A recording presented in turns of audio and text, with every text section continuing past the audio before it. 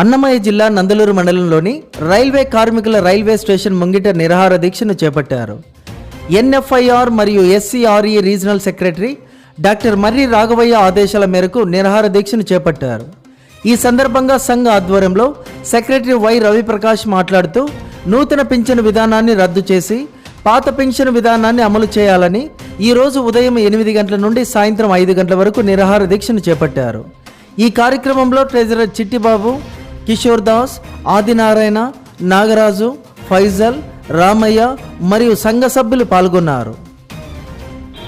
ఈ OPS MPS అనే concept ఏమంటే ఇంతకుముందు మనకు ఓల్డ్ పింఛన్ స్కీమ్ అని మంచి రిటైర్డ్ అయితే కనుక మనకు పర్ మంత్ ఇంత అని బేసిక్ బట్టి పింఛన్ ఇచ్చేవాళ్ళు.